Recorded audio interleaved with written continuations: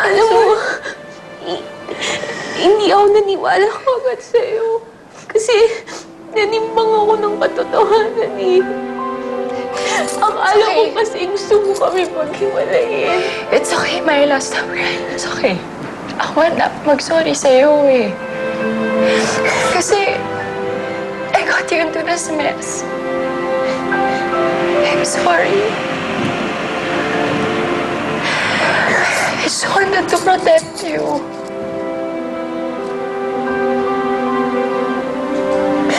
Salamat. Anytime, sis. Just stay away from that guy, okay? He's a bastard. Stay away from him. I'd rather that ako na lang saktan niya. Kasi ikaw. Gusto... Masyado kitang mahal. Ayoko kitang nakita nasasaktan. Okay? Stay away from him, please. I love you, Myla. I'm sorry. I'm sorry, okay? Iba talaga ang karisma niyo sa mga trabahante, Kadam yan. Nakikinig sila sa inyo. Tsaka salamat sa Diyos, nagkasundo na rin yung mga manggagawa at saka yung mga tagpamahala ng asyenda. Wala namang hindi naaayos sa magandang usapan, Ariston eh. Tsaka nasa tama naman ang kampo natin. Imposibleng hindi tayo pakinggan o pagbigyan ni Trining. Kahihiyan ng pamilya niya yun. Lalo pa, nandun yung mga kaibigan niya. At saka kanino, bis na bis pa nga siya eh. Kung nagkataon, mismo sa mansyon na alingasal yung baho ng pagpapalakad niya sa asyenda. Sa palagay ko nga, napilitan lang siyang humarap sa atin eh. Ayaw niyang mapulaan siya ng mga importanteng kaibigan nila ni Armando. Sigurado ako, kakalat sa buong lalawigan yan. Baka doon pa lang, pinagbubulong-bulungan na siya eh. Eksakto. Malalaman natin yung mga nangyayari sa mansyon pagbalik ni Gardo.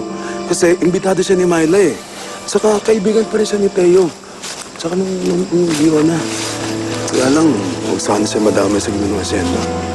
Ayun nga, inaalala ko eh. Huwag sanang dumating ang araw na magkanda sira-sira lahat. At ipitin nila si Gardo, idamay nila sa laban ko. Nangyari sa pamilya namin din yan.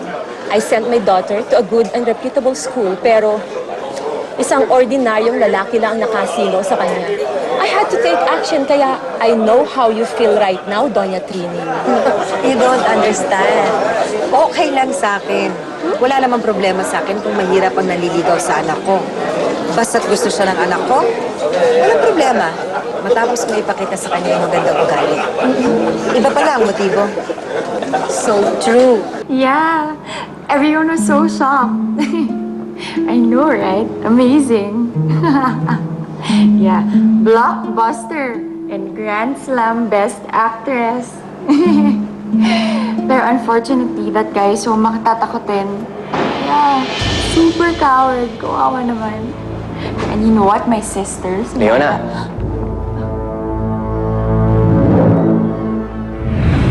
Paano nakapasok dito ang mga hampas lupang ito? Siguro naman, alam mo na kung anong ginawa ng anak mo. Nag-eskandalo sa party ng may party. Kilala ko ang anak ko. Hindi siya magsisimula ng gulo kung hindi siya kinanti. Pagkatapos mong ipagsigawan na may nangyari sa inyo ni Gardo, naniloko ka niya at tinuhog kayo, habang si Myla nasa taas nagbumukmok, ikaw, patawa-tawa ka dyan. Pero si Leona, kinumpronta mo ba? Si Leon ang unang nagsabi sa akin na hinalikan daw siya ni Gardo. I have nothing to explain. I don't know what Kuya Theo is saying. I told you he's acting weird lately, diba? Nandito pa rin si Gardo? Takot ka pala eh. Walang kwenta.